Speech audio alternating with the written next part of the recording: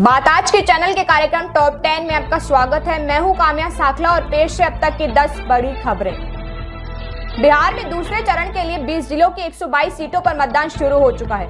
Mock poll के बाद मतदान प्रक्रिया शुरू कर दी गई है। हर मतदान केंद्र पर सुरक्षा के पर्याप्त इंतजाम किए गए हैं। दूसरे चरण के मतदान में 1302 प्रत्याशी चुनावी मैदान में हैं। इसमें 1165 पुरुष उम्मीदवार, 136 महिला उम्मीदवार और एक थर्ड जेंडर है। वहीं 3 करोड़ 70 लाख मतदाता दूसरे चरण में मतदान करेंगे। 1 करोड़ 95 लाख पुरुष वोटर हैं, 1 करोड़ 74 लाख महिला वोटर हैं, 4,04,000 दिव्यांग वोटर हैं, 66,363 सर्विस वोटर हैं, 943 थर्ड जेंडर हैं। लाल किले के नजदीक कार में हुआ धमाका, फिदायीन की सुई अब हमले की ओर इशारा कर रही है। दिल्ली पुलिस समेत देश की सुरक्षा एजेंसियों की शुरुआती जांच कर रही है। स्थानीय लोगों का कहना है कि जिस कार में धमाका हुआ था उस कार में 3 लोग सवार थे। लोगों का यह भी कहना है कि उन्होंने इन संदिग्धों को पहले जिंदा देखा। धमाके के समय वहां मौजूद लोगों ने इन लोगों को मरते हुए भी देखा। प्रत्यक्षदर्शियों के मुताबिक कार में धमाके के बाद अलग अलग शरीरों के चिथड़े उड़ गए। दिल्ली पुलिस व अस्पताल प्रशासन ने देर रात 20 घायलों की और 8 मृतकों की सूची भी जारी की है।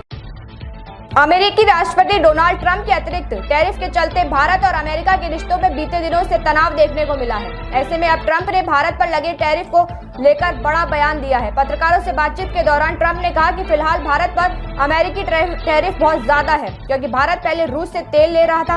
उन्होंने कहा है कि अब भारत ने रूस से तेल खरीदना कम कर दिया है और मैंने भी रूस का तेल व्यापार बहुत हद तक बंद करवा दिया है, इसीलिए भारत पर लगे टैरिफ को जल्द ही कम कर दिया जाएगा।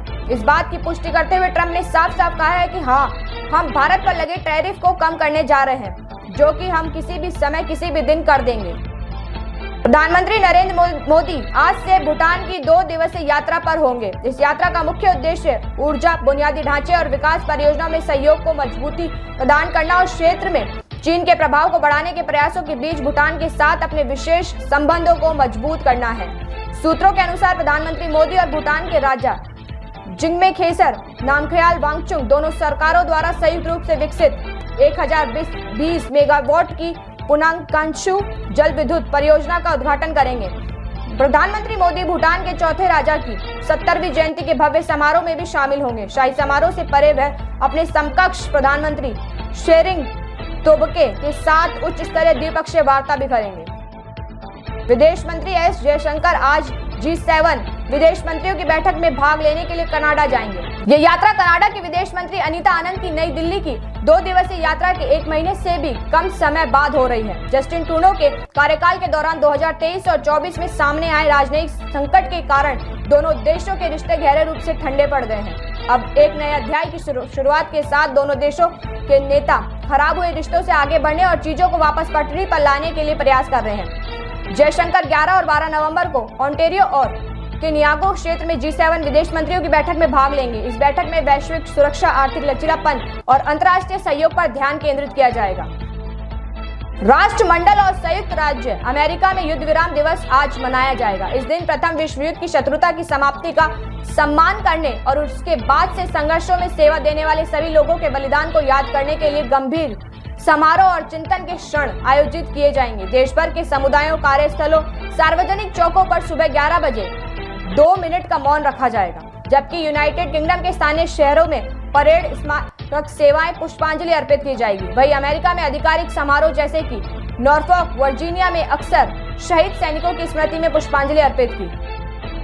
राघोपुर विधानसभा क्षेत्र से राजद उम्मीदवार तेजस्वी यादव ने कहा, पहले चरण का मतदान 6 नवंबर को हुआ और आज 10 नवंबर 4 दिन बाद भी आंकड़े सार्वजनिक नहीं किए गए हैं कि कितने पुरुष और कितनी महिलाएं मतदान में शामिल थी। कोई भी आधिकारिक आंकड़ा नहीं आया है। पहले भी मैनुअली उसी दिन आंकड़ा सामने आता था और तकनीक का जमाना है, फिर भी आंकड़ा क्यों छिपाया जा रहा है। आज 11 नवंबर को दूसरे चरण का मतदान शुरू हो गया है और 14 नवंबर को परिणाम आएंगे, लेकिन 14 तक पता ही नहीं चलेगा कि किस अनुपात में मतदान हुआ है। इसी से पता चलता है कि वोट चोरी सत्य बात है।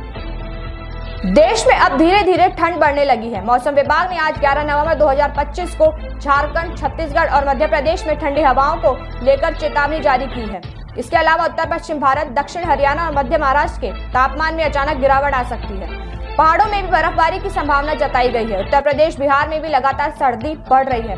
हालांकि यहाँ बारिश की कोई संभावना नहीं है। दिल्ली में समय के साथ साथ मौसम भी और ठंडा होने लगा है। इस दौरान न्यूनतम तापमान 11 डिग्री सेल्सियस तक रहने की संभावना है। राजधानी में प्रदूषण का स्तर भी काफी बढ़ रहा है, जिससे लोगों को काफी परेशानी का सामना करना पड़ रहा है। सुबह की शुरुआत ही हल्की कोहरे से हो रही है। इसके अलावा राजधानी में सुबह शाम 10-20 किलोमीटर प्रति घंटे की रफ्तार से तेज हवाएं चल रही हैं। दिल्ली में कल शाम हुए कार धमाके के बाद मुंबई में सिद्धिविनायक मंदिर की सुरक्षा, जम्मू में वैष्णो देवी मंदिर की सुरक्षा के साथ देश के सभी महत्वपूर्ण स्थलों पर सुरक्षा बढ़ाई गई है। सभी मेट्रो स्टेशनों, ऐतिहासिक स्मारकों, अस्पतालों पर जवान तैनात कर दिए गए हैं। वहीं आगामी आदेशों तक लाल किला बंद कर दिया गया है। दिल्ली विस्फोट पर केंद्रीय गृह मंत्री अमित शाह ने आज महत्वपूर्ण बैठक आयोजित की और अधिकारियों को आवश्यक दिशा निर्देश जारी किए। आपको बता दें कि दिल्ली धमाके में अब तक 11 की मौत और 20 जने घायल हुए। लौह पुरुष सरदार वल्लभ भाई पटेल की 150वीं जयंती के अवसर पर गुजरात के केवड़िया स्थित स्टैच्यू ऑफ यूनिटी में 1 से 15 नवंबर तक आयोजित भारत पर्व 2025 में मध्य प्रदेश दिवस आज 11 नवंबर को हर्षोल्लास से मनाया जा रहा है। आयोजन का उद्देश्य एक श्रेष्ठ भारत की भावना को सशक्त बनाना है। राज्य के संस्कृति, पर्यटन, धार्मिक न्यास एवं धर्मस्व मंत्री धर्मेंद्र भाव सिंह लोधी ने बताया कि मध्य प्रदेश पर्यटन बोर्ड द्वारा 25 वर्ग मीटर क्षेत्र में एक आकर्षक थीम पवेलियन तैयार किया गया है, जिसमें सांची, खजुराहो, उज्जैन, ओंकारेश्वर, मांडू और बांधवगढ़ जैसे स्थलों के साथ चंदेरी, महेश्वरी वस्त्र, बाघ प्रिंट और गोंड आर्ट की झलक प्रदर्शित की जा रही है। आज के लिए टॉप 10 में इतना ही। कल फिर होगी आपसे मुलाकात, तब तक के लिए दीजिए इजाजत। नमस्कार।